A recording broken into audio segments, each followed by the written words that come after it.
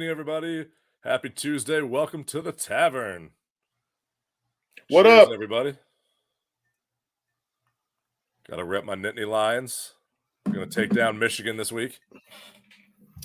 Dave's pulling double duty tonight in the frozen tundra of Iowa, pulling double duty on a wine meeting. So Frozen is a good way to put his internet connection right now. It really is.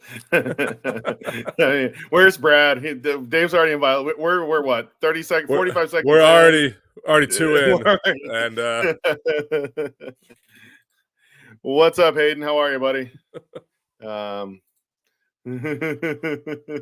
mean, it's gonna be a fun show tonight. So let's it is is right a into first round. Great show tonight. I'm excited about it. But yeah, let's jump right in. Yeah.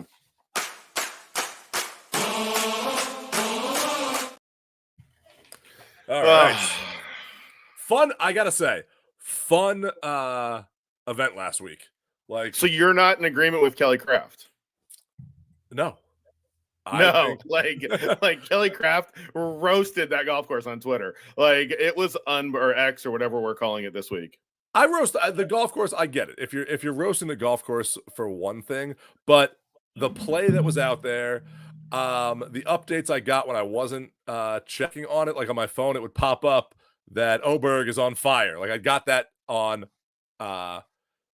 Friday. I got that text, and Sunday I got that update on my phone. Not on Saturday because he had a rough Saturday. But when you win at 27 under and you shoot an amazing round to do that, you have Kuchar, who had another round. You have Vajegas, who's come back from you had 11 guys on Sunday shoot 64 or better. Yeah, it makes it exciting. That's a lot of guys. And Adam Long was Adam accurate and hit every fairway last week. It's the first time it's happened in 30 years on the PGA Tour that a player hit every fairway in regulation. Yeah, furs and gurs. And yeah, but where'd Adam Long finish? He just hit the furs. I didn't say he hit the gurs. Yeah, that's part two of that wasn't very good. You gotta do both. I'd say the gurs are more important than the furs. It's funny. I typically would say, and we've said it a lot on this show, you shoot 10 under on Sunday, you deserve to win. And the two guys that shot 10 under on Sunday did not win. Eric Van Rooyen shot 9 under and won. Yeah. I'm going to say this, and we've talked a lot this year about PGA Tour events, non-elevated events being exciting or not being exciting. And the field here wasn't the best field. No. The golf course, it was the first time a lot of people. It wasn't the worst field either. It wasn't the worst field. That this week might take the cake on that. But the storyline again of Eric Van Rooyen winning with college teammate and one of his college teammates caddies for him, and his college teammate is literally dying of cancer. And won for him. And you know what? I'm going to say this, and you know what? Might be the best story of the year for a win. Like it's that feel-good story. It had that, and this is going to not quite the same. It had the effect of Tiger winning at Augusta after coming back. Okay, so after Tiger's come back, what about the Canadian Open this year too? That's another one that was a kind of a feel good, not in the same sense, but it's that. I mean, a Canadian guy winning it, yes. Yeah, yeah. Like that was exciting. There's been a lot of that this year that have these great storylines, that kind of come out of nowhere.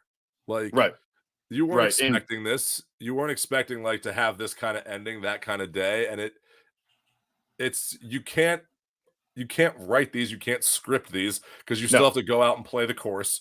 You can't blame it on a bad call or this, or like the course was set up for him to win. That's not the case. Like this naturally happened, and it's an awesome story. It created for an awesome Matt Kuchar on Saturday had a 6-shot lead at one point, gave it all back in 2 holes. Yeah. but only shot 3 less than I don't know him. about all that. I don't know about all that. You still got to hit shots, like. Like, yeah, you can't. There's not an official out there to kind of say like to blame it on. There's not like you can't script this. The only way to script the PGA Tour is everyone is involved, right. and you'd have to be the most amazing golfers like to be able to be like, oh, I'm just gonna miss this. I'm just gonna miss that. Like Um, it's this it's week was unbelievable. the highest driving percentage ever on the PGA Tour for driving accuracy. There was one You day know, that on Thursday, 13 guys hit every fairway on Thursday. well, 13 I think guys. That's a lot of guys hitting. Now, granted, the runways at OIA were about as wide as the fairways were out here at the Cardinal course at Diamante that Tiger designed. They're just wide as can be. There isn't a lot of rough out there. If you hit it, you either hit in the fairway, you hit it in the sand. That's what it is. and So, that's a course setup and play and stuff like that because, like you yep. said, this isn't a star-studded field, and a lot of those No, players that are at the top in the top 50, like they know how to get up and down. They make mistakes. Like that's what most people don't right. realize is they miss the same shots we do. It's they don't compound those errors, so they don't make No, 2 they don't. in a row. No. So they can miss fairways and do it. It's these middle of the pack that are gonna. If I was a betting man, I would say it would be a field like this that's more likely to do that.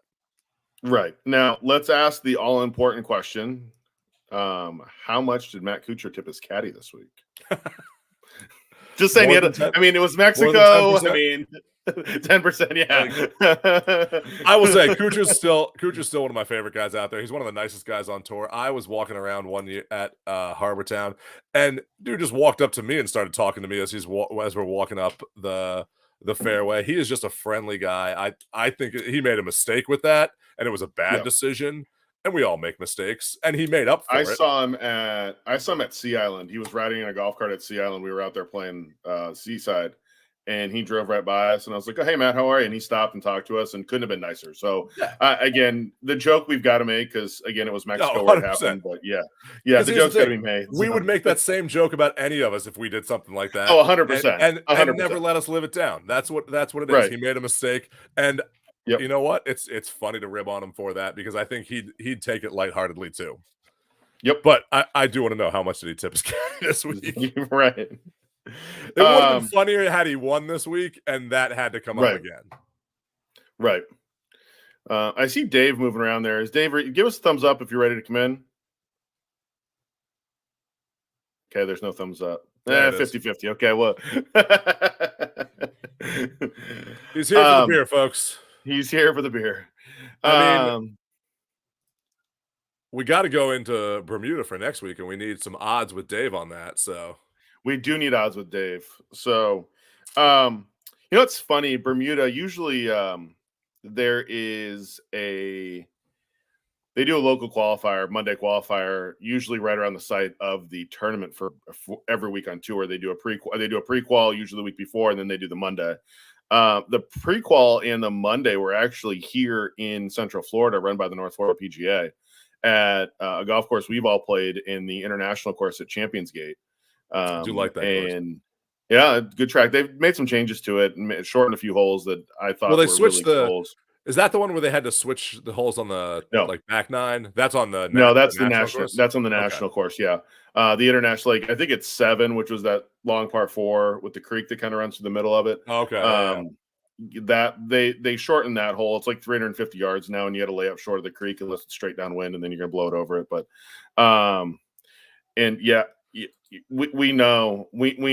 Thanks. You posted enough pictures from Bermuda. We're kind of jealous that you were, hanging out in Bermuda playing golf. Hayden, I'm just jealous and wish I was there with you, dude. It's at. Hey, Greg, do you know the name of the golf course that this is played at? This is at Port Royal Golf Club. Oh, that's the same course where I got married at. That's it. Almost the same. Oh, hold on. Brad's added to the drinking game. Hayden needs to drink. I was waiting for that. Yeah, I saw that on there. No, it's at Port Royal Golf Club in Bermuda. Seamus Power is the defending champion and not in the field this week.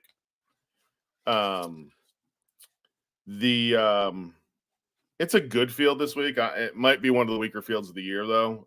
There are 5 major winners in the field this week, including Lucas Glover. Adam Scott is in the field this week. So there's some good players in the field. It's not a difficult golf course. I mean, it's 6,800 yards. PGA Tour players at 6,800 yards, that's a relatively short course for those guys. And par 71, and it's a top-heavy field. I mean, this is one of those events for pecking order for next year is all this is. And that's what this seems like with all this kind of the season now. It's all of these players. I feel it's a lot of players who used to be in the top and are working their way back, or have been kind of that like out of the corn fairy and they're kind of scrounging their way to kind of keep their tour status on there. It does have it's got some good names in here this week. I feel this is the time for someone to come and make a name for themselves. Like start here, start showing what you got, and this could lead into a great next season for you. So right. I'm trying to all right, so we have the favorite this week is the guy that has a green jacket. Let's do odds with Dave. You're gonna do the odds with Steve? With Dave. Odds with Steve.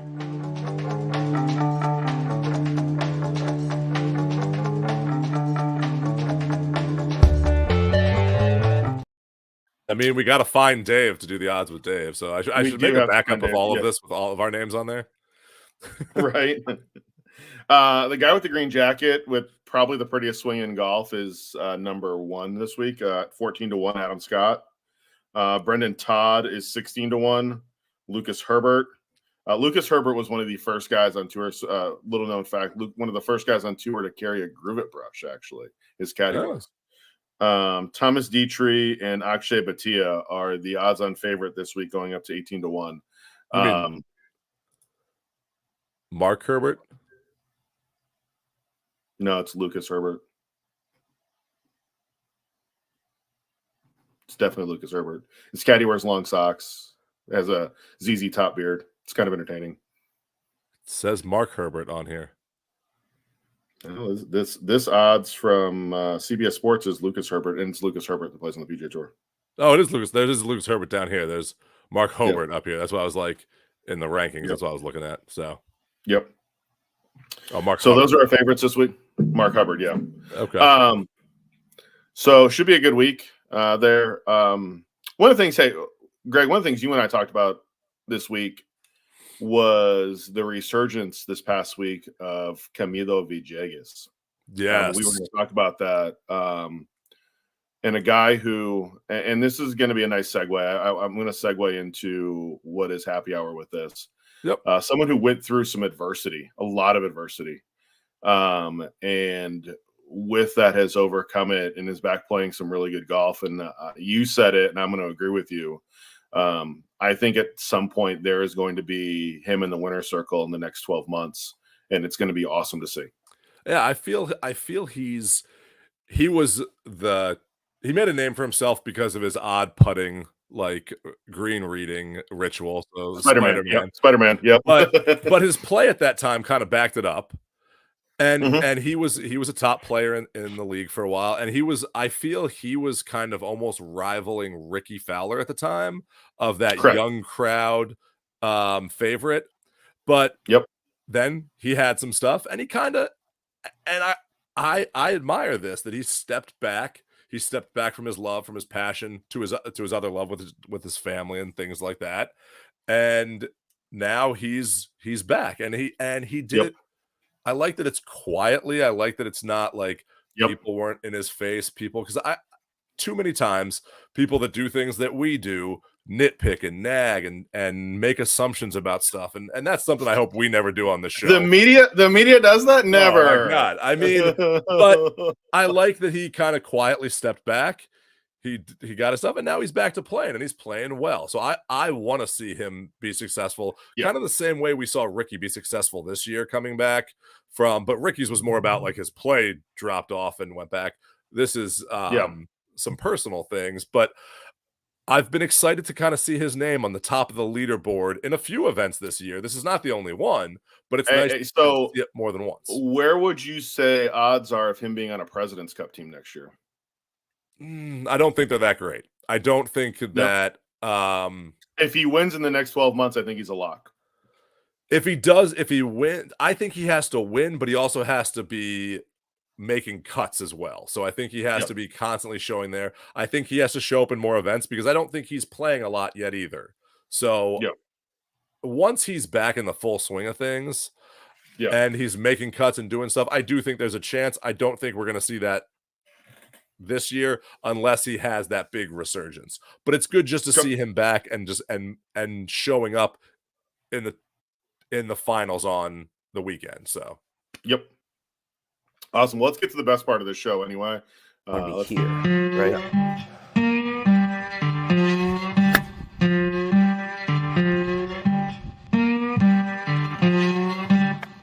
Okay.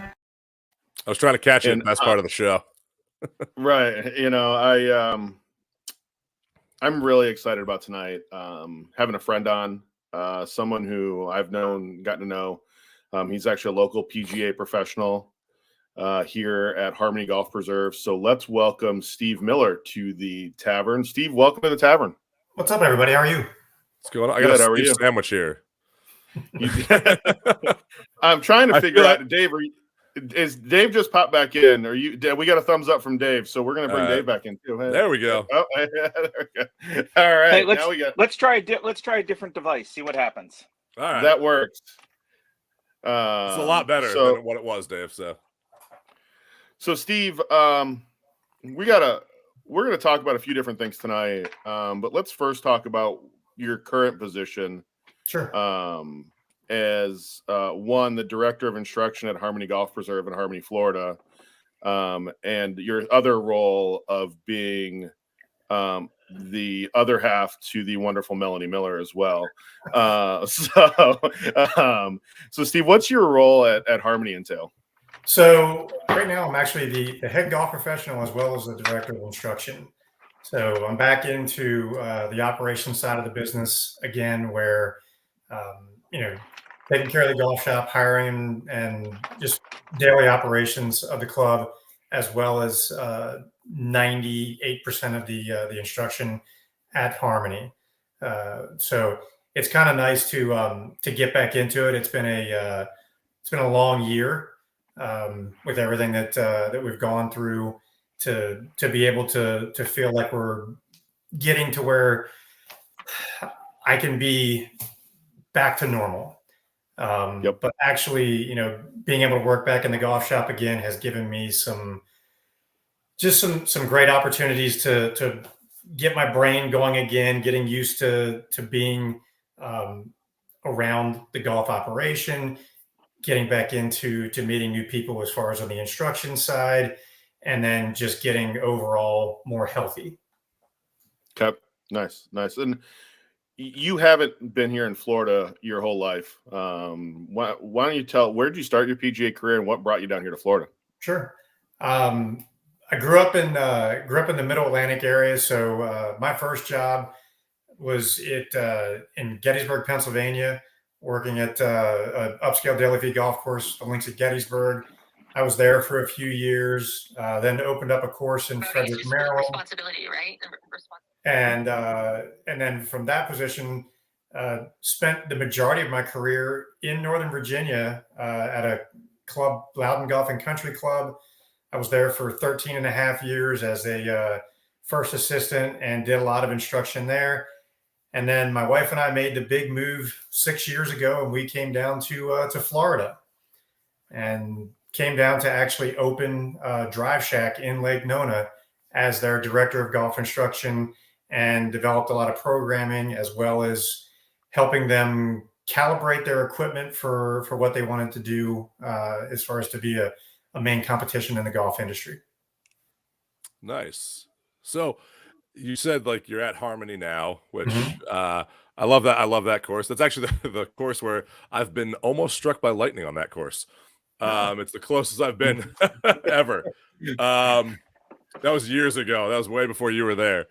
But so you talked about also Drive Shack you were at before that. So what's it like being a PGA professional at a place that's a like Drive Shack versus at a regular golf course, like giving lessons, and how is that different? How is it similar? What are those nuances that you have to kind of go through with those two different entities in the golf industry? Yeah, the one thing that when we were at Drive Shack, I was very fortunate that when we started, that I had total access to just some really really good technology. At the time when we opened, we were working with Foresight launch monitors to be able to track everything that they were doing with the ball tracking. But I had special bays down in the first floor that I had the foresights to be able to use it for club data as well as ball data. So it was really geared for me on the instruction side of it, and then to develop programming.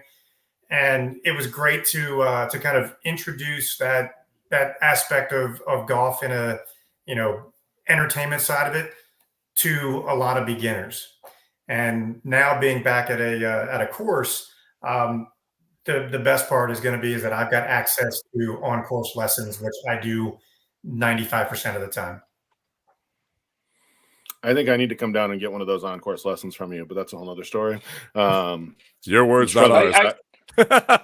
Greg and I can vouch. Greg and I can vouch for all the lessons Steve can get.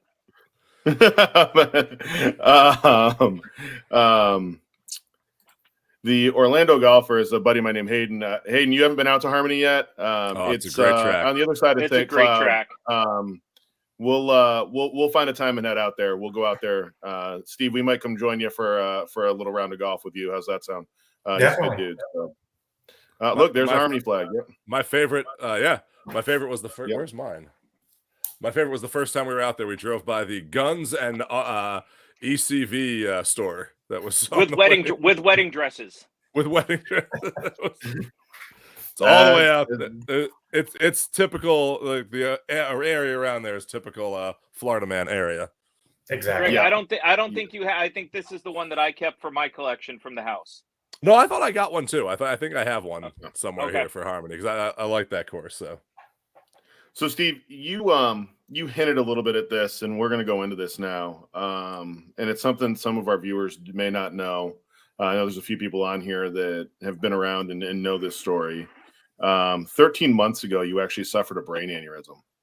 Yes. And you were rushed to the hospital. You were airlifted twice to get the best. And I've heard this story. I was fortunate enough a month ago to hear the story again and meet your doctors, actually. And you got the best world-class treatment that anybody could ever ask for in the position that you were in. Absolutely. And I'm going to say this. We're lucky to have you here today as a guest on our show. So we truly appreciate that. But how about you take us back to 13 months ago and take us through everything that went on? And you know, you may not, I mean, obviously Melanie and I texted quite a bit during that time. Mm-hmm. But you know, it was quite a ordeal for all of us that know you. So I'm going to say that. So. Well, fortunately, I've had enough practice to talk about this, but yeah, it just felt like it was a normal Sunday. We were getting ready to go to church, and Melanie stepped away.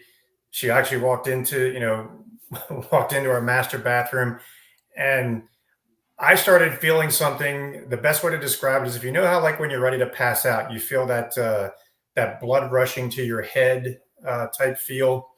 And that's what I started to feel. So I almost passed out, laying back in the bed. And, Melanie kept on saying something to me, and I never responded. And then she yelled again. She goes, "Did you hear me?" And I was like, again, I never responded. She comes walking out the door, looks over and sees me basically head hanging out of the bed, tipped over. She thought I was joking, and I was already in the midst of a brain bleed. It had not ruptured yet, but it was definitely bleeding. So, dazed in and out of consciousness, she actually had to give me, well, she basically pulled me back up into the bed to the point that I was a little bit more stable. And in that process, I basically turned to her and vomited all over her. And that was when she knew that there was something very, very serious happened. Luckily, my wife, yes, she's an awesome marketer, does marketing and has her own business, but she's a former nurse. And she knew as soon as the symptoms of me going into seizures and vomiting that there was something definitely wrong with my brain. So she called 911. And, we've talked about this many times, she and I. And the best way to describe it, and I tell her, I said, when you called 911 and when you were talking, it sounded like you were in another room. Like it sounded like she was outside of the room with the door closed, talking so quietly. And here she was basically yelling to the 911 operator, like what's going on and what she can do to try to help, start the process of saving my life. So, drifted in and out of consciousness a couple of times, and I remember some things that she basically said as far as to, the number of times to like, when I clap my hands now, I want you to breathe. And again, was unresponsive the first time, and basically after a couple of times, I finally started, coming to and was a little bit dazed. Then I remember when the paramedics get there, I remember them putting me into the stretcher. I remember them trying to carry me out of the house from an upstairs bedroom. And one of the last things that I remember is leaving the house and feeling how warm it was. And, it's just little things that you kind of remember, getting into the ambulance, not knowing where I'm going, not really knowing exactly what's going on other than something's not good. And, the very last thing I remember is getting to the first stop sign in my neighborhood and taking off again. After that, I didn't wake up for 3 days because apparently at the first hospital at UCF Medical Center in Lake Nona, they put me into a medically induced coma so that it mitigated the chances of the aneurysm bursting because of how I was potentially vomiting. And if they had kept me awake, that anything that could have been, leading to a brain bleed or leading to that burst, it could have happened right there, and they were not able to help me. And, as you mentioned, from that point, I was life flighted down to a hospital in Kissimmee where a surgeon inserted a tube in the back of my head for a drain to try to get the blood off my brain, which was great. It allowed me to even get to the point where the second life flight took me back up to downtown Orlando to Advent Health, where I was again stabilized and waiting for surgery because my brain surgeon at the time was also in another surgery, and we had to wait until I was extremely stable to be able to operate. Unbelievable. Like again, like I said, we're lucky to be sitting here with you today having this conversation when you think about everything you've been through. And I think it was I let it go a couple days, and I immediately saw Melanie's post online, and I let it go a couple days because I knew she had a lot going on, and I shot her a text message, and I think all it said was, "Hey, I'm praying with you, and just keep me updated," was all it said. And she said, all she said back to me was, "I love you, and I got you." And I said, "Well, I got you, so don't worry about that." It was,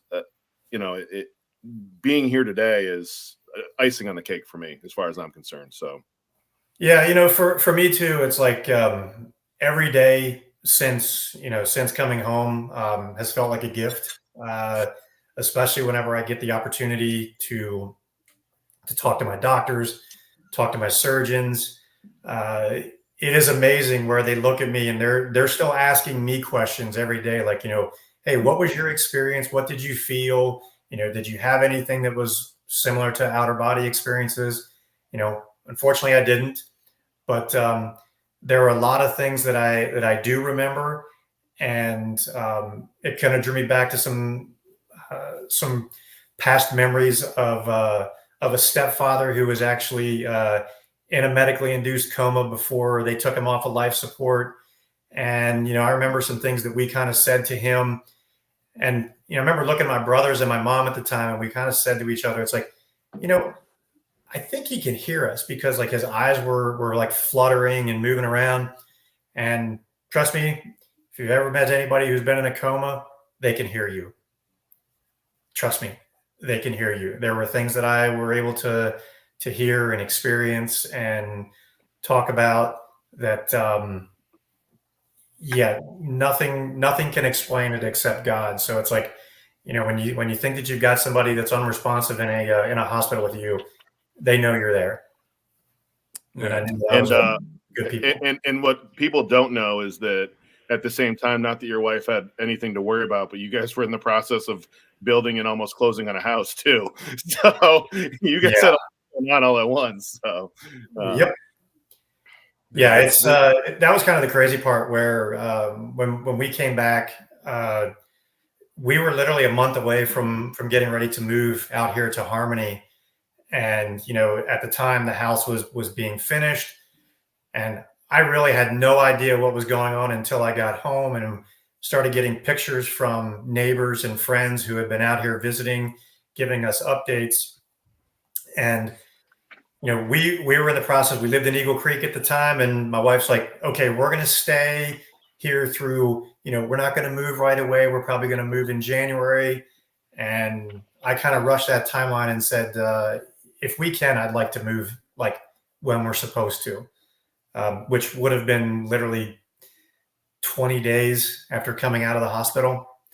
I just felt that the recovery might have been best here, instead of kind of laying in the middle of a house that had a bunch of clutter from trying to get ready to move. We moved out here, and without our friends at church, just friends in general, we wouldn't have been able to do it, because they were there for me. They were there for my wife. And I believe that it actually helped me with my recovery, getting to a place as peaceful as it is out here, to just be ready to start over again. I mean, it's amazing, like, how the brain is the way that it is, and how you can go through these things. Like, I've had 3 grand mal seizures in my life, and it's not something it's so hard. And listening to you talk about like this aneurysm and what you went through with the coma, it's so hard. And I know, like, for you to explain what this is like to somebody else. Yeah. Like, it's just like you said, like the doctor's asking like the out of body experience and what it was like. And for stuff that goes on with the brain. And it's so great, like, that your recovery from that and what you've done since then to be back to where you are today, because this part of our body is still such a mystery to some people. Yeah, it's so crazy, where probably some of the biggest things that I still experience. At first everything was like short-term memory loss was really, really bad. I could be talking to somebody that I've known for years, and I would just forget the conversation and would zone out. I kind of joke with my wife and daughter, and I said, okay, I now understand what people who have ADD feels like, because it is so hard to concentrate. It is so hard to stay up, that it leads to these issues that people talk about. And I'm like, it now makes total sense to me. Yeah, it's so funny enough, I have ADD and epilepsy, and it's that same thing. I have that process, and kind of explaining that, like, one thing that I used to do, and I tell people this now, because this happened when I was younger and I was in middle school when I had my first seizure, was whenever I went somewhere, I would start to try to memorize my surroundings, not because I wanted to know them, because I had to tell myself that my brain was still working. Yeah. Like, I did that just to be like, and then I'd go back like an hour later and be like, okay, I was at this place. This is what was on the wall. This is what was there. And I did that just for my own, like, fear of like my brain shutting down was the scariest thing that ever happened. Yeah. And it's so, like, you think about these things, and I'm listening to your story and hearing what you're going through and what that was like, and it's just it's crazy what can happen to someone's body, and then the aftermath of that. And now you're back to teaching golf and back and doing those things, and how you can work your way back into, like, almost retraining your body. Like, you train someone in golf, you're retraining your brain back to doing this stuff, and that's what people don't realize is it's Yeah. not just like, oh, I had a headache and the headache went away and everything is fine. There's Yeah. other stuff that goes along with this that you don't realize until it happens. Yeah, absolutely. My wife, God love her. I mean, she did everything that she could with every time she spoke with the doctors. That she would always say, when is he going to be able to get back to teaching? When is he going to be able to get back to being on the golf course? And the doctors would look at her and be like, what are you saying? And she was basically doing it to protect me, because she didn't want there to be any negativity coming from the doctors trying to portray how really dire the situation was. It was okay if they told her that, but they didn't want me to know that. Mm. And that was because, probably a fear that if I had heard that coming from a doctor, that I myself might have, shut down and started to accept it and believe it. So, was able to get out of there very, very early. I was supposed to be in the hospital for 21 days. They actually told her originally that, hey, your husband's going to need to learn how to walk again, talk again, learn how to do everything, because this is pretty dire. We're going to keep him in here for at least 21 days. And then we're probably going to have to put you into a step down facility where he's going to go through this rehab. And she basically looked at him and said, no, he's going to come out of here, and he's going to be walking out of here faster than you realize. Again, miracles never cease, where that's exactly what happened. And as soon as I was able to be coherent, while my personality had changed and some things that have really changed in my my demeanor when I was in the hospital, the one thing that I always was looking for is like information, knowledge.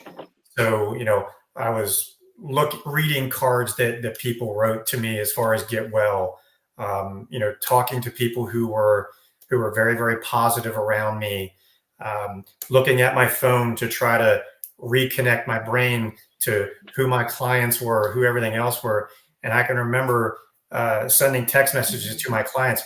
Oh yeah, I'll be with you next week, to get back to class. And they're looking at me like, what are you saying? You're nowhere near this. And I really wasn't, but that was the only thing that I could do, was to almost forget about it, because I didn't realize all the things at first that happened. It's just, little things. And then everybody started, filling me in, wife, friends, doctors. And they're like, you're extremely lucky to be here. And it started to make me realize that, okay, I really am. This was a very harrowing situation for myself and for my family. Right before Thanksgiving a year ago, we were actually out at Harmony. I was,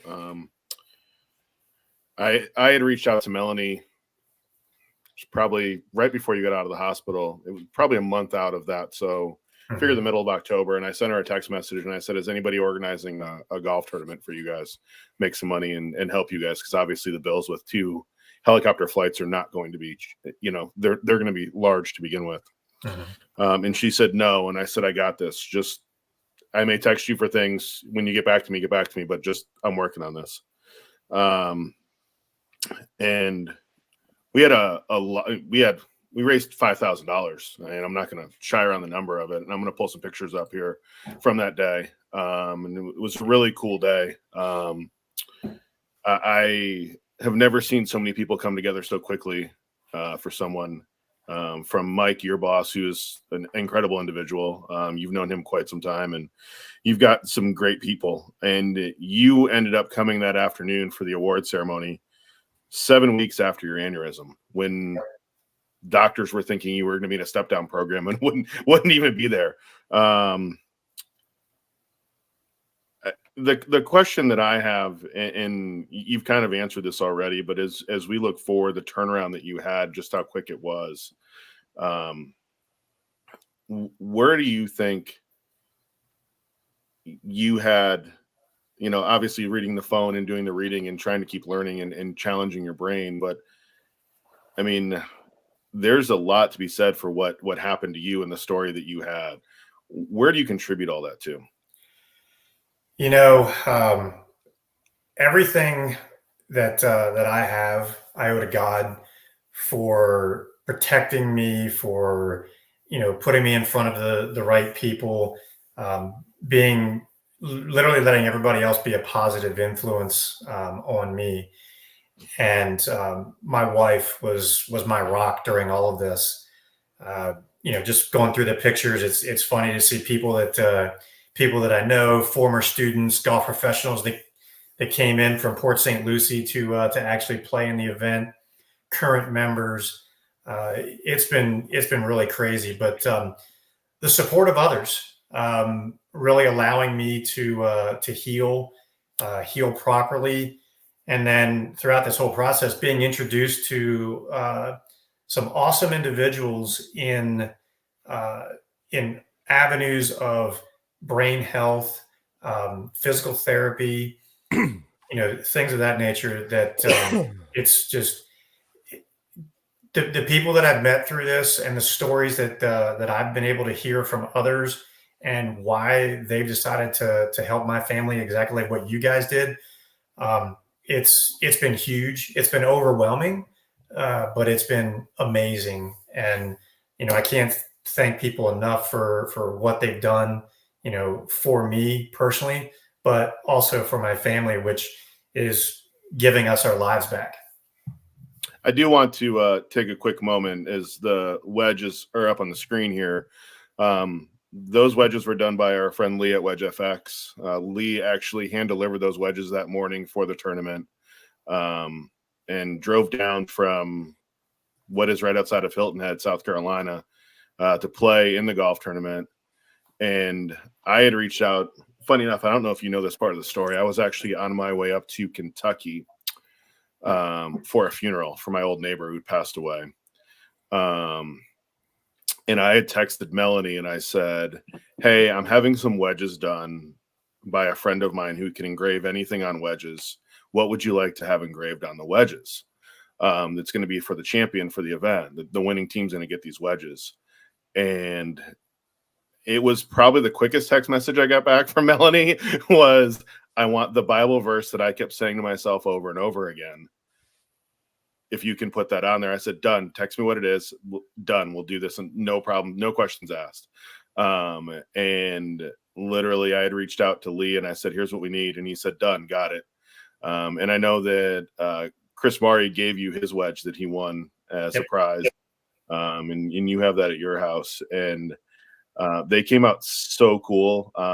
I know a friend of ours, another guy named Steve Cox was on that winning team with Chris, and his wife is like, that wedge should be hanging on the wall. It's a piece of art. It's not really something you want to use, but those wedges came out so good. And it's one of those things that the golf community, and I will say this, and you've been around the golf community quite some time, the golf community always comes together for their own. And when there's something in need, I know we had gotten Bob from Squares sent me a pair of John Daly autographed shoes, and we had gotten some head covers and some stuff from Dormy Workshop, and Desert Fox sent some stuff, and Groove It sent some stuff. And, the companies that we use week in and week out when we play all came together and said, hey, you need this, we got you. And I'm going to say this as a thank you to the entire golf community for coming together in a time of need for somebody. I think we do it really well in this industry, and as big as this industry is also as small as it is. when it's in a time of need. Let me ask you this: as you were 7 weeks removed from having the brain aneurysm and literally starting your path to recovery, being out there that afternoon, what was that like for you? Honestly, at first, it was hard to not burst into tears. It was really weird. It's like I remember when we got there, we were coming in right as people were coming off, and I got a chance to chat with you real quick, and then hopped in the cart and saw a few people as they were getting ready to come in. And the more and more that I kind of saw people, sitting around, just kind of talking, going over and, saying hi to them and thanks for coming out. I could feel myself getting kind of choked up because I'm like this is not normal. Normally you're the one putting on tournaments for people and, they're there for other reasons. And it's like, these guys are here for you. And, again, being so new out of post-op, it was hard to kind of get your thoughts, but it's like, the more and more I thought about it, I was like, this is like really emotional for me. And, that was, one of the things that, I would say since coming out of all this is that, my emotions, where I used to be very, very even keel and, could keep things under pressure. It's like, now I find myself getting choked up more and more and more because I now realize I'm not immortal. I did have this problem. There are people who are there for you. And it's been good, but it has been overwhelming. So you've talked about how it's kind of like changed, and now it's about a year later now. We're coming up again. So what has it been like getting back into teaching a year later? And like you talk about like your emotions, and this game is all about emotions and the mental game. So how have you seen that kind of impact from a year later now? It's funny. I used to have a blast teaching, and I still do. But I take more appreciation for the student that's in front of me, as well as what I'm saying to them. And a lot of times it's like I try to talk to them and find out even more about like what's going on in their mind, not only when they're playing but just in general as a person, because it's really created where I care more than I used to. Yes, it is a job. Yes, they are hiring me to be there, but it's like I really do. I enjoy it more, and I appreciate it a lot more than I used to.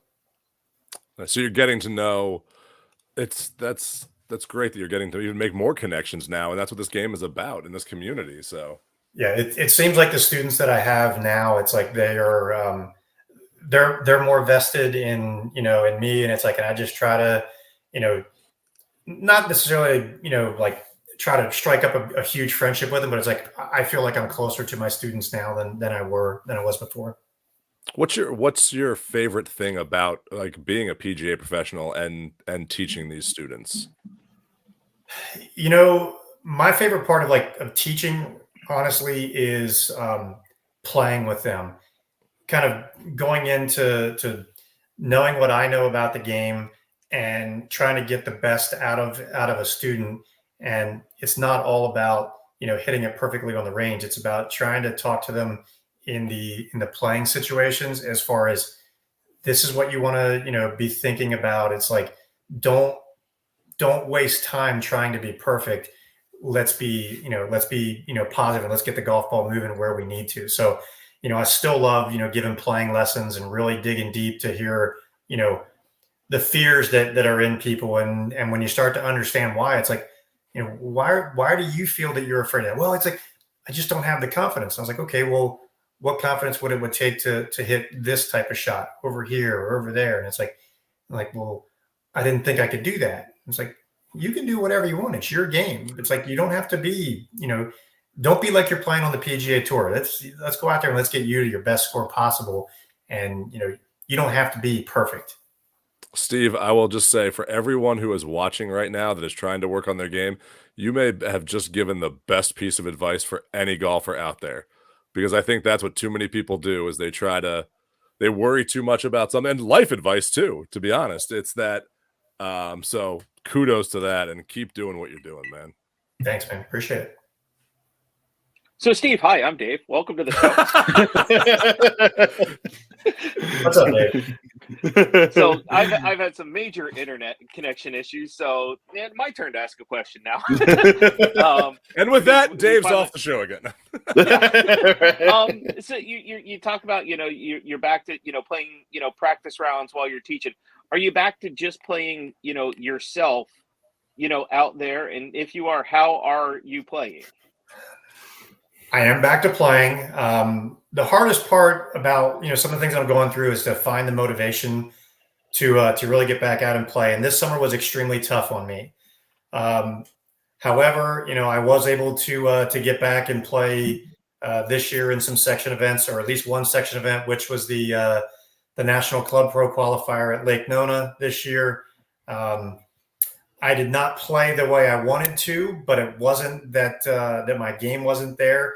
It was that my stamina wasn't. I could basically get through each day, and it was 2 very, very hot days. I could get through about 12 or 13 holes without really losing focus. And honestly, the last 6 holes both days cost me dearly. I shot 76 the first day, 77 the second day, and when I walked off of the 13th green both days, I was 1 under one day and even par the other day. So those last 6 holes really hurt. Just getting tired. We will, Steve. You can blame that. We can blame that on the house over to the left of that 13th green at Lake Nona, and that's Henrik's house. And we can blame it on Henrik. We'll just blame it on him. So I know where the problem lies, but it was it was great to get back out there and talk to some colleagues who some have known, and some were really surprised to see me in the event. But I had worked hard to get back, hitting golf balls and just trying to get out there and play. And, when I'm playing by myself, I can be really easygoing, happy-go-lucky, and go out and post rounds, under par. But the hardest part was really having to focus for 4.5, 5 hours in that heat. It just drained me. Nice. Well, Steve, we're going to wrap this up tonight, and I truly appreciate you coming on the show. I think we all not only learned something 100%. tonight, I think this has been one of the I'm going to put this up there as one of our best interviews of the year. One of my favorite. This is my favorite interview of the year. I'm outright. Yeah, this has been unbelievable. It's so awesome to have you here tonight with us, and we truly appreciate you taking time. And we will definitely. I'm going to get Hayden, and we're going to come out and find you on a day off, and we're going to definitely go ahead and. This is the best comment. Sorry. That's Lee from Wedge FX. Yeah. Yeah, we got to do it where we'll get out there and we'll play. It's gonna be a lot of fun. It's just we've got to do it. It's gonna spur me on to get back out there and get into it again, because the desire, it may not be where it used to be, but I still know that I want to get back out there and play more often. So it's good for me too. Lee, you are welcome anytime, Lee. Let's road trip that one. I want to get down there and play with you, Steve. So I got to get back down to Orlando and play. Let me know, Steve. Do me a favor. Say hi to Melanie. Tell her thank you for letting you join us tonight, and definitely be in touch. And I'll be in touch with you in the next couple of weeks. We'll try and tee it up. So awesome. Cheers. Thank you, guys. I appreciate it. Thank you. Cheers. Thanks. Cheers. See you. See you. Yeah, flat out, man, my favorite interview so far. We've had some great people on here. Yeah, we have. Hi, I'm Dave. Welcome to the show. Yeah, nice to have you back. You go down the comments here. It's literally I've been looking forward to this interview for about 3 weeks. I've got to tell you, I couldn't wait to get this interview in. I was so excited to get Steve on here and have those conversations, and really it definitely, we talk about, that I always joke that golf courses, I look at golf courses as, do they live up to the expectation that you have going in to play them? This interview definitely was like Tobacco Road. It exceeded every bit of expectation that you ever have. 100%. And Steve, thank you for doing what you do every day as a PGA member, but also thank you for being here. And again, like I said to start this off, we were really lucky to be able to interview you tonight. So that was awesome. Thank you. So thank you, Steve, for that. The positive attitude. And I think just anything time someone goes through something like that, the positivity and the love that comes out of such a terrible situation that you went through. It's great to see that recovery and comeback and what you're going to do from here on out. And to be honest, what I said before about the advice you gave about teaching, everyone should listen to that, about play your game, understanding what you do and get over those fears, because it's amazing what you can accomplish. So Steve, back when I was playing, I wish my caddy had given me that advice too. He did. You never would have listened. You wouldn't listen. Don't blame it on your caddy. You were too busy sticking a 7-iron 6 inches into the ground. Yeah. Listen, that was the caddy's fault. We'll blame the caddy. No. No, the caddy did not hit the ball 100 yards into the woods. Maybe if Steve was coaching you, you would have had a better game. That probably, you know what? You're probably right. So I believe that would have happened. I'm not blaming the caddy. Steve would have told him to get into his car after 8 and just go home. That's true. See, let's move on to the smack of the week. Well, smack my mama. All right, so we had a few this we came up with, and I feel like, and I'm going to say this, the chances of anybody on this show doing this are definitely Dave being the guy that the chances are Dave. Actually, no, I don't. I don't feel Dave would do this. You don't? But no, I don't feel Dave would do this because his swing is not that good. Like, it doesn't swing that fast. Okay.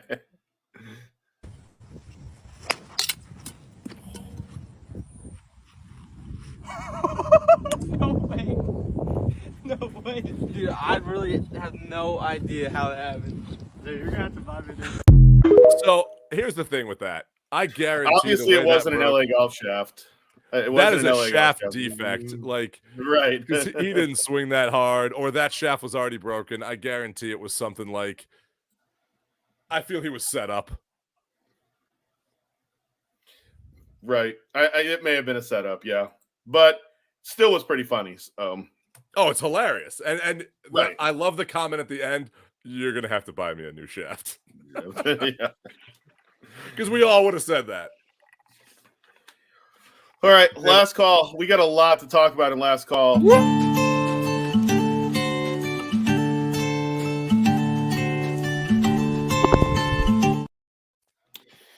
was funny. Yesterday morning, I think I texted both of you guys, and I said, what are we going to talk about in last call?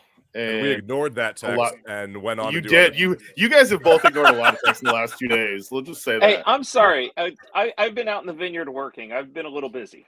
And when we get like 50 texts in like the first hour of the day, it's kind of hard to read which one's more important. Yeah. So there wasn't a lot. All of us, and then all of a sudden in the last 48 hours. Yeah, not even 36 hours. Yeah.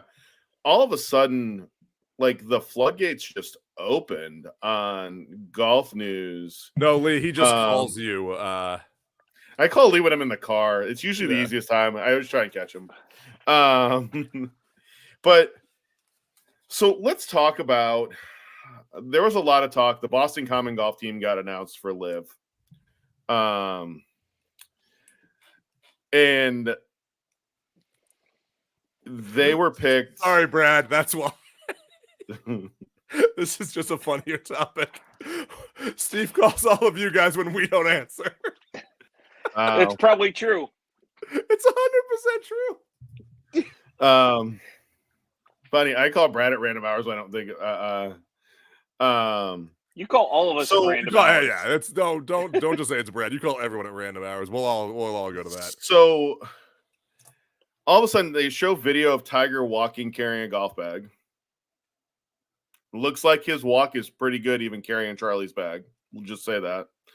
A lot less of a gimp than he had the last time we saw him walking on a golf course. You have the announcement of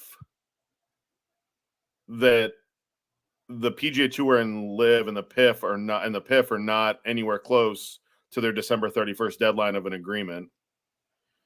And then you run into the idea that Rory comes out and does his presser, and of course the questions of Jon Rahm come up, and Jon Rahm leaving the TGL. Today you get the final team of the TGL gets announced. The the Jupiter Links Golf Club that is owned by Tiger and another billionaire. So you have all of this news that's happened, and I think we need to start with the idea of, let's go back to what started this whole conversation, Jon Rahm leaving the TGL. And I think there's the idea of, is Rahm that guy, and we've talked about it on the show, is he that guy that's going to LIV? No, and I don't think he is either. And Rory kind of went to this. I think Dave just went to LIV. He just left, and he's gone to LIV golf. And now he's back. He's back. He went to LIV. He didn't like it. He came back. Not enough money. I think the thing here is that's everyone's assumption now with anything. Right. Hey, I'm not going to play in this tournament this week. Oh, they're going to LIV. Hey, I'm dropping my sponsorship with it. Oh, they're going to LIV. Like, everything's going to jump to that. And it has been. I feel it's died down a little bit, so they kind of need that hype. Could he be going to LIV? Possibly.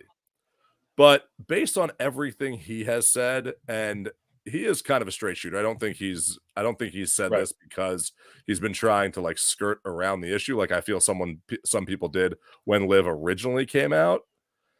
I just think he doesn't want to play in this because it's more travel. There's more to it. Steve, you and I talked about this. Yeah. He lives in Phoenix. The beginning of the year when this is going to start, the PGA Tour is on the West Coast. These events are going to be Monday night. They're going to replace Monday Night Football on ESPN as they move forward. That's why the timing of this is important. So if you're going to replace Monday Night Football, I don't know if you guys looked at the PGA Tour schedule for next year. So they start with an elevated event or whatever we're calling it at the Tournament of Champions in Hawaii. And then there's 3 elevated events in a row, starting with Pebble Beach. You go Pebble Beach, Waste Management, and then the Genesis. So you're going to have to fly back and forth across the country for one day, for Monday night. And don't get me wrong, you fly private. Like, it's not like John is waiting at the Fort Lauderdale airport or the Miami airport for a flight back for 2 hours before his flight leaves. Like, he walks up, gets on his jet, and leaves. But still, it's the idea of that's just more time away. And I kind of see this as he's not going to LIV, because I do think that this Ryder Cup taught him a lot of, I want to do this again. And I don't think, again, we've talked, is the tour negotiating in good faith? I don't think they are. And we're going to get into that because that's kind of the wrap-up conversation that happened with the announcement this morning. But all the Ryder Cup taught Jon Rahm was how to chip in from 50 yards on every single hole. That was all of the European team. That was the whole European team. Their short game was so good. Filthy. I mean, hell, Victor Hovland was holding out chip shots. Let's be real. Like, worst short game ever that got better. But let's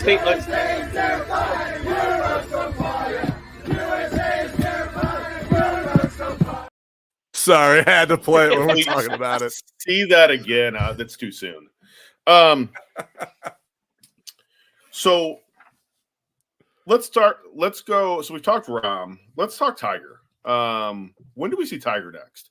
Because I think that is an interesting thing. Because obviously he's walking. Stuart Sink came out last week and said that Tiger's practicing for something and getting ready for something.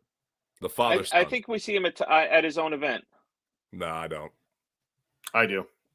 I think we see him there. I don't think he's playing. No, based on the way he was walking with Charlie's bag on his shoulder, I think we see him there at Albany because he can sleep in his bed at his house in the Bahamas because or he'll sleep on his boat, one or the other.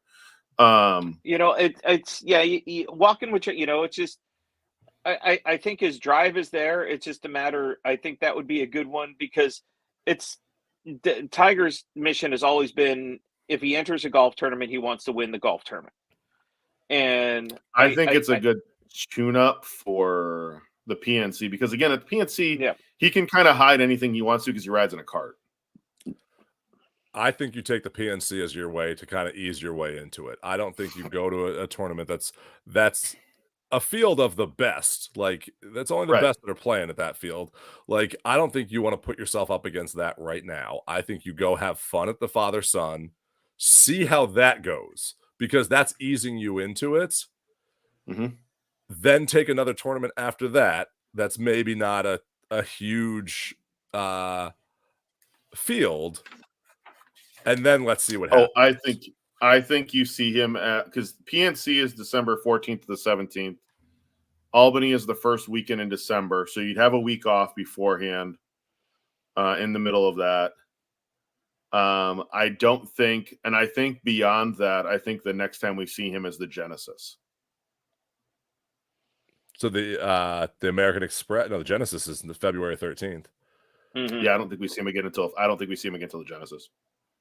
Because you're not going to see him at Surrented at the Tournament of Champions in January 2nd. Nope. He's not going to play at the Hawaii Open. Nope. Then it's the American Express. Nope. Then the Farmers Insurance. You know, that one's intriguing. However, it's not elevated. And so it's not an elevated. I think it's a good one for him.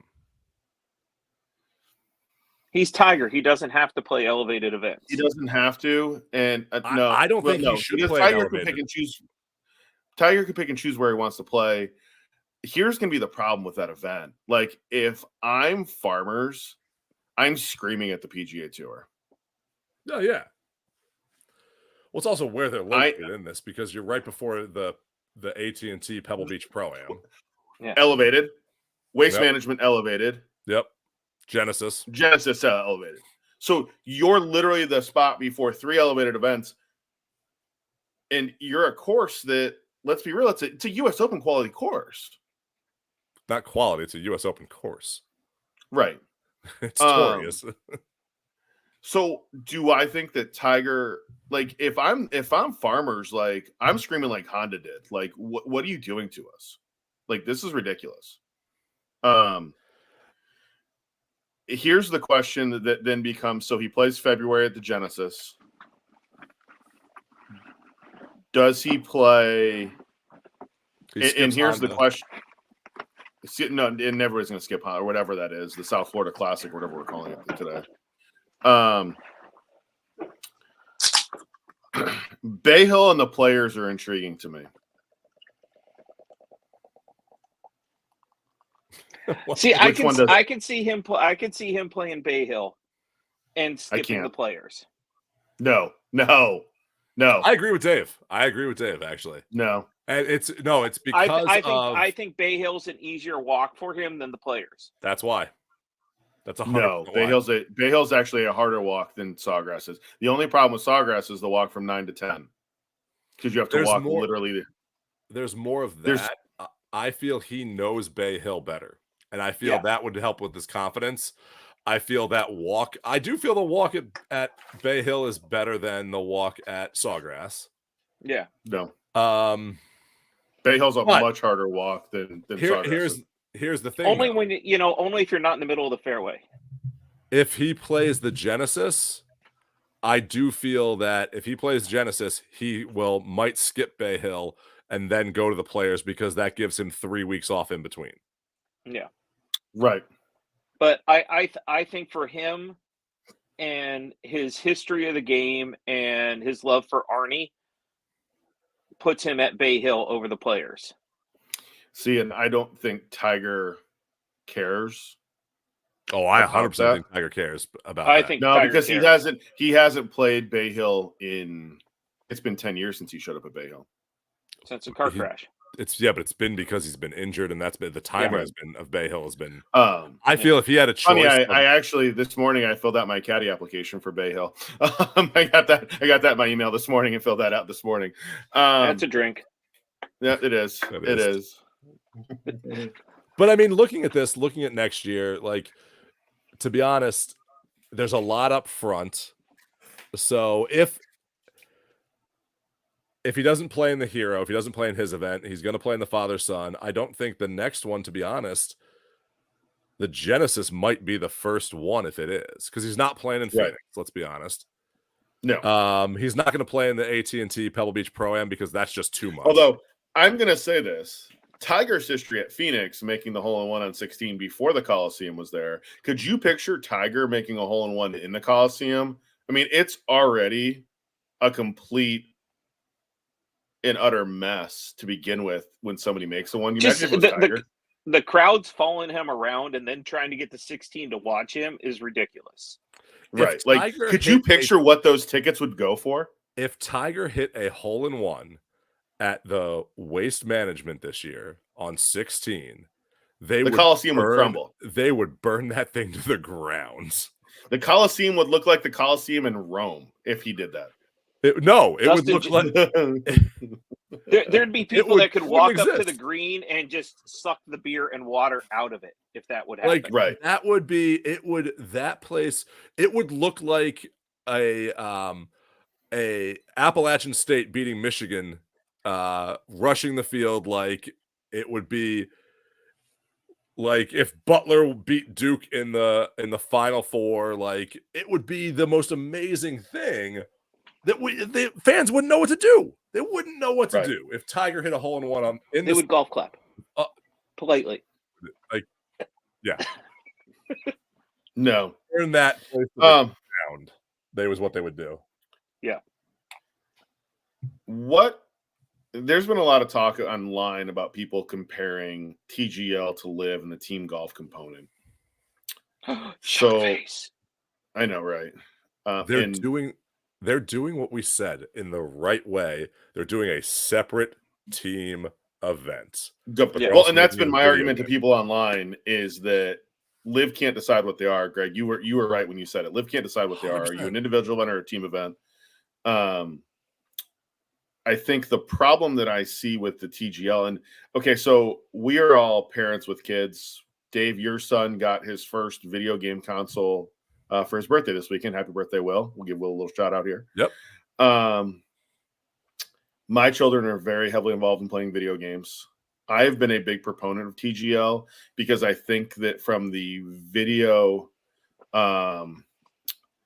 game aspect, I think it will draw more kids into the game of those video game kids that like playing video games. Give me your opinion. Here's what I want to see. TGL, here's what I want to see. Is TGL good for golf or no? Here's what I want to see from it, because we're going to look at this as dads that go to Top Golf or go to Drive Shack or go to any Top Tracer. Where's the high top table with a pitcher of beer while they're playing? That's what I want to see. I'm excited. Honestly, there's a 40-second shot clock. Is it good for golf? There's going to be an official. And there's going to be official. Here's my question: are we going to get? Do I get a challenge flag? Are they going to be raising? They're trying to push the play clock up. Is it good for golf? Who cares? It's a made for TV event.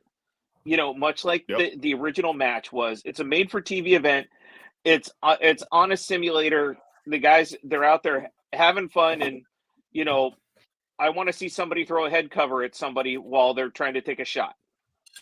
I think if it's done right, I think what I would suggest from a viewer's standpoint is you want that hype of what Monday Night Football has. Like that, you don't care what teams are out with the there. Manning cast.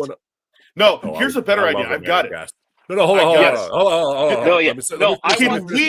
Can we be the Manning cast? Yeah, I get that. That would be cool. That would be cool. But what I'm saying, we should do a Manning cast version of it, ourselves. But that might be our Monday night show now. But what I think it needs to be is it has that hype, get that excitement behind it, get that fan base behind it, because what European soccer has for it, what the NFL has for it, what Indiana and basketball has, have that hype and that love behind it, make it exciting, because to be honest, when you were kids and we were young kids, we didn't watch golf when you're a young kid because you're like, oh, it's boring, and my dad watches that and stuff. But the more you get into playing it, the more you watch it, the more you like it, the more you want to get into it. This is going to be that excitement thing. So, like you said, for your kids, for kids that are into video games, for all of our kids, Right. bring that excitement to it. Where like, hey, I can go and sit in the stands. Like my son loves going to NFL games. He's 2 years old. He's almost 3. And he'll sit in an NFL game and watch it. He'll sit at an NBA game and watch it and enjoy it. And we're not walking around to different areas, like having to watch different people. You're creating this Coliseum type thing that's different.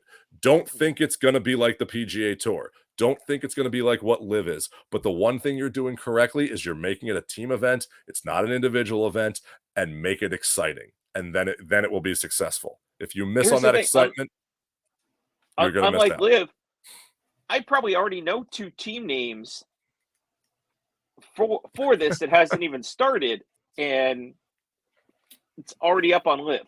Are the Montreal Alouettes, like, is that Yeah. You know, the owner I know Live Golf team names thanks to Craig at Taltag. Thanks, Craig. That's true. Right. So better for growing the game of golf with kids, Live or TGL? TGL, because people may actually watch it. Because they can find it on TV. I'll have to see TGL, but based on the concepts of both right now, the execution for TGL already seems better. Right. And that's even though, and I'm going to say this, we're going to have Patrick Cantley mic'd up. Who doesn't want that? Really? I'm intrigued to see Patrick Cantley. I want to see the first guy that roasts Patrick Cantley for the 40-second shot clock. I want to see, to be honest, what I would like to see here, I'd like to see like almost sideline interviews, like talking to players that aren't playing at that time. Like, what do you think he's going to do here? What's this coming up here? Like, well, I think he's going to hit a hooded 7-iron down the middle of the fairway. He's got about 500 yards here. He's going to hit a 6-iron. Oh, he got all of that one. But no, what I'm saying is I want to see that. It's not a multi-camera, you know, you're probably talking a single steady cam and an overhead. You know what? No, because you've got the simulator, you've got a putting green, and you have a 50-yard chipping area. Yeah. If they go to hit a chip shot, they have a 50-yard. There's anything inside 50 yards, they're going to have to play the shot. They're going to have to go over I've solved all of our problems. I know why John Rahm is not playing in the TGL. He would just hold everything out. Because the best thing that happened last year at the Masters, at Harbortown, at everything, was him and Amanda Balionis, or however you say her last name, doing an interview and him calling golf. He's going to be one of the sideline announcers for the TGL. That's what he's going to do. And that would be the greatest thing ever. Yes. It's going to be the Romcast. Because that was so exciting to watch his analysis of everything. Like playing the course to going through that. I want something like that in this. Can he do it from home, from his couch, like the Mannings? Yes. I would 100% would watch that. And I'm calling it right now. It's the Romcast is what's happening. The Romcast, yes. Yeah. Right. And he brings in Angel Jimenez, and they crack bottles of wine and smoke cigars. I mean, can we all get in on that? That sounds like a good time. I'm saying if Peyton and Eli and Omaha Productions are listening, we would like to start the Golfing Dads cast with special guest John Rahm. Like that's what we want for the TGL. Yeah, that needs to happen. That needs to happen. Oh, Brad may have thrown it out there, boys and girls. Oh, Charles Barkley and John Rahm. I'm watching. That's can Barkley get far enough away from the basketball broadcasts in February? Well, that deal is actually up for negotiation right now, and the NBA really wants to get a lot for that deal. So that contract's running up in 2014. So for 20. So it's running up 10 years ago. The 2025, I meant, not 20. I meant 2024, but I think it's 2025, not 2014. I know what I said. Have a drink. I mean, hey, Hayden, we're in. Like, we can do this from our couch too and watch this. I'm down. Golfing Dads are revolutionizing. We are fixing everything that is wrong with the game right now. Correct. The solution to a problem you didn't know you had. It's the solution to a problem that doesn't exist. So that's what we are. We are. That's our That's what we tagline. are. Last topic, and it came out this morning, and there's been a lot of talk. The Endeavor Group that owns WWE and UFC, their offer to help the PGA Tour as a hedge fund or whatever we're calling it, and getting them influx of money was denied by the PGA Tour.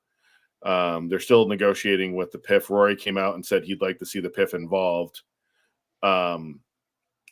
However, there's an interesting offer out there that has come to light as of this morning, and that is from John Henry, owner of the Boston Red Sox and Fenway Sports Group that owns Liverpool and the Pittsburgh Penguins. He also owns the Boston Common Frogs of the TGL. He's the owner of that franchise. John Henry has a lot of money. I'm going to say this as a Red Sox fan. Boo. It makes sense as to why the Red Sox didn't do well this year, because he was trying to position himself. Don't blame it on that. The Red Sox just suck. Freaking Yankee fan. The Yankees suck this year too. I'm going to be honest with you. Yeah. So. But I they didn't win, Dave. No, they didn't. Still made it farther than both of your teams. Doesn't matter. We ended the season the same without that trophy. Playing that's golf. true. You just got better tee times than we did. Yeah, the only team that can do it is the Texas Rangers, and congratulations to the Rangers on their first World Series win. Correct. So let's talk about this idea of John Henry, Fenway Sports Group. John Henry is an investment guy, hedge fund guy. First question: do we think the tour is negotiating in good faith with the PIF? And that this deal that was supposed to be done, that was frameworked already, but was supposed to be done by the end of the year. And then, do you think that John Henry gets a seat at the table for at least a conversation, or does he get the treatment that Endeavor got? I think he gets a seat at the table. I think that they're negotiating in good faith. I think what happened with this Live PIF thing was it got blown out of proportion. It came out like it leaked on that they were talking and that they were having this negotiation. So they had to do something. They were trying to control the news cycle, that they realized if this gets leaked and everyone's talking about this, it's and I think it was going to get out of it. I think it was going to get leaked. 100% it was going to get leaked. Yeah. I think they jumped on top of it, but I don't think a deal's ever going to get done. No, and no. I think, like Endeavor, I feel has a lot of that same PIF money that's being funneled through Endeavor anyway. Coming through there, but that's just my opinion on where that comes from. And I think John Henry, being John Henry, may actually get more of a fair shake on everything than what Endeavor did, or when this PIF deal probably ultimately falls through after the December 31st deadline and we roll into a new year. He's big into the sports franchises. I mean, John Henry's got to have, you got to think, the Red Sox are worth what, $2 billion? Now, here's the question. Are you just valuing the Red Sox, or are you valuing NESN because you now have the broadcast rights for the Celtics and the Bruins? It's a whole circle. So with that, it's probably $3 billion between NESN and the Red Sox. And then you have Liverpool. Liverpool's worth what, 3 to 4 billion? John Henry can pay. The Red Sox are worth $2.5 billion. Yeah, $2.5 billion. What's Liverpool worth? The elevated events with the pocket change he finds in the cushions of his couch. Correct. What's Liverpool worth?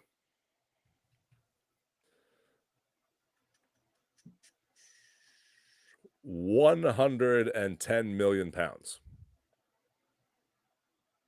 $150 million. I feel like that's way undervaluing. Liverpool's worth more than that. Yeah, I'm trying to find out an actual and then 3.5 billion. Okay, so you're 3.5 billion. I figured 3 to 4 billion. What are the Penguins? Euros?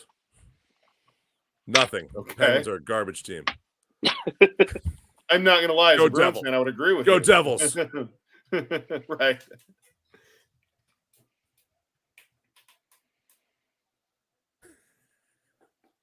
I don't know. Will needs a hockey jersey that's not a Ducks jersey. So Why not? What are the Ducks, Penguins? go Ducks. well, What are the Penguins worth? I don't know. When you look up Penguins worth, it gives me a picture of a fuzzy emperor penguin. Nice. We're going to SeaWorld now. Guess I have to write hockey in there. The $880 million price would be the highest. That's the price that they bought for him. are valued they're at worth $990 million, making them So the $1 billion. 15th most So they're- valuable franchise. Yeah. So they're worth $1 billion. So John Henry has $7 billion in franchises that he owns in Fenway Sports Group. And he's got NASCAR investments too, doesn't he? He does. Roush Fenway Racing. So here's what I'm looking at here. I look at like the WWE and that like golf doesn't want to be associated in that market. I'm not saying it's a bad market. I'm not saying what it is, but it's not the same kind of like sports entertainment that they're looking for there. You're not finding the same like. What, you don't market want share. Triple H, throwing a power bomb on somebody on the 18th hole? I do. And I want him to do it. I'd rather Captain have America. I'd rather have the people's elbow. But listen, jabroni. But the what I think that's kind of why that deal kind of was never going to happen there. No. I think it's a good offer. I think they're trying to get their way in there. This is more of someone who's more of an investor into sports than has an invested interest in that certain market appeal, where the Endeavor does. They're looking in that wrestling market. Golf doesn't fall in that. So but the PGA Tour spent a lot of money on money that they hadn't planned on spending yet. And they were spending TV revenues to fight the legal battle and to fund the elevated events this past year. Yeah. Where do you think the dollar value is the tour is looking for at this point? Here's the thing. If the PIF deal falls through, all those legal battles come right back. I don't think they do. Not necessarily. I think not necessarily. I don't think they do. That. This is. I think this was that. I think Liv goes their own way. I think Phil's dumb enough that they'll all come back. Phil has no say. Phil has no say in it. It's Yasser and everybody else above them, but I think the problem that you run into is how much money does the tour need? A lot more than they're letting on. Is it $4 billion? I mean, it's in a billion. Like, we're talking billions of dollars here at this point. Yeah. Is it $4 billion? Is it $2 billion? Is it $6 billion? Is it? Well, it depends on what they want to do. Like, I think if they want to do that for-profit, non-profit thing that they were talking about with the PIF, like, it depends on what they're going to structure it like. So I don't think you can put a number on it quite yet. So if they kind of keep it with the nonprofit of where they're going and then have the TGL, which has those profit entities kind of in there and kind of merging that sort of entity there, it's going to change. It's going to fluctuate. I don't think you need what the PIF was offering. I don't think you need that. I think that was a whole thing to get squash the live. Like, I think that was a kind of a negotiation to be like, hey, let's stop this battle. Let's have let's you do your thing, we'll do our thing. We'll make it look like we're kind of merging, but it didn't work out. So you're going to continue to do what you wanted to do. So we're going to get money in a different aspect. It doesn't need to be, I think, a crazy amount. Well, it doesn't need to be crazy. It's going to be in the billions, but it's going to help the brand grow. Because I think that if you get this investment from this fund, I think it will help the brand grow, because look at what you have. He makes investments in the Red Sox, which is, it doesn't matter how the Red Sox play, that brand is going to do well. Liverpool, Correct. It doesn't matter how the Liverpool plays, that brand is going to do well. And you have LeBron James, someone who, once again, doesn't matter how LeBron plays, LeBron's brand sells. And if he's an investor, he's going to help bolster that, because he's an investor in Fenway Sports Group. LeBron is not the GOAT, but LeBron is a great businessman. I will give him that credit. So here's my question. But if Is you're LeBron the throwing great your- businessman, or is Maverick the great businessman? It's Because LeBron hired Maverick. Yeah, but no, I think LeBron has those decisions in there, and I think Yeah. it's a combination of both. But I'm just putting out that here's LeBron's the- not in the top 5. Here's the other question. If you're John Henry and you're going to throw your money behind this, right? Hmm? And you look across the table at Jay Monahan and you're like, listen, I'm willing to put $4 billion in here. We're going to go in on $4 billion. But I want everybody playing in our events. And we need to figure out how to get Brooks Koepka, Dustin Johnson, and everybody else that is playing in these live events back on the PGA Tour and playing these PGA Tour events. What do you do? At the end of the day, just like live golf, money talks. I think you have to take everything with the understanding of he wants a return on his investment, and Correct. if he sees this as an option, I think what can't happen is Monahan can't feel like he's being strong-armed into making decisions, but I think you have to have a say when you're putting this much money in. You do, because you obviously know what you're doing, but like he does better than some other owners like out there, he lets the people who understand that league and understand that make the money, make the decisions, make those things for him. He's not an owner that I feel is forcing decisions on his teams. Yeah. And much like in DuckTales, he just jumps in and swims in his money. Exactly. But he knows how to put the right people in place. So you need to listen to him. Like he knows how to do that, but he's going to get the right people. So I could see him actually being something that if Monahan's not making the right decisions, he could be influencing the board to be like, we need someone else here. Somebody, And that's going to be Tiger, and that's where he needs. And I'm going to be honest. Let's be honest. Tiger's pulling the strings now at the tour headquarters. 100%. But that's where you're going to need to see that. Tiger's now the puppet. Tiger's the puppet master. He's gonna have that influence. But don't try to. The other part of it is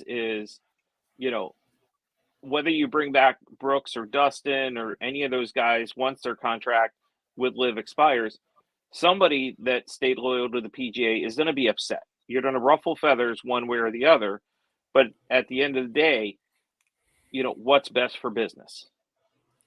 I honestly think if the deal with Live goes through, with the PIF goes through, you know what I think they do?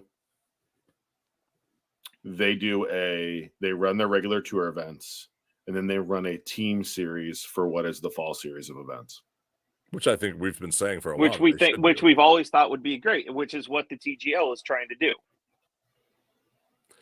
And here's the thing: there's got to get to a point where, you know what, these guys left, they went to Live, they did their thing over there. Maybe do what you used to do in college before the transfer portal. You got to take a year off, and then you can come back over here. That's play on mini tours, play on something else, like do exhibitions. Like you're gonna make your money through sponsors and stuff like that. Play in the majors. I'm sorry, your major league career is not working out. I'm gonna go play in Japan for a year, and then try and revive that new Dubai league that they just dropped. Are you talking? Are you talking about a certain individual who was accused of something that pitched for the Dodgers and now pitches in Japan and it should be pitching in the big leagues? No, not at all. Okay, just making sure. Yeah. But that's the thing. I mean, at some point you got to let bygones be bygones and stuff. Like they didn't do anything illegal. I'm not condoning what they did. I think that they shouldn't be back yet, but at some point you had to see this coming. Yeah. Right. Well, at that note, I think we wrap it up. Hope everybody has a good week. Dave, we're going to need to report back next week if we'll beat you in Mario Kart. Oh, Dave and I had this conversation, I think, when you stepped off. There are many things as a father you let your son win at. Mario Kart is not Mario Kart's not one of them. But Dave, if we'll beat you, we need a report, and I will. I was about to say, he just left. Dave, I'm going to text your wife, just letting you know. I'm going to text your wife and tell her that if we'll beat you in Mario Kart, I need a text message. Just letting you know. Actually, we just need every race that you have filmed so that when it does happen that he beats you. Do we need to put the Golfing Dads on Twitch? Do we need to put the Golfing Dads on Twitch? I mean, I'm just saying. You're the oldest one on here, and you know what Twitch is. That's the crazy correct. Correct. I think we The beardless wonder. Wow. right. So, all right, everybody, have a good week. Enjoy the Cheers, Bermuda y'all. Championship this week. And Good we night, bud. will Thank back you, next Steve. week. Not this Steve. PGA. Yes, Steve. thank you, Steve. PGA Steve. Real PGA Steve, PGA cheers. Steve. And don't forget to tell your friends, like and follow, like and subscribe, like and do everything, and make sure that everyone, we will see you again next Tuesday. Like, we talked about growing the game and doing some different things. Oh, nice. And I want to bring Craig and Talatag. You guys talk about growing the game.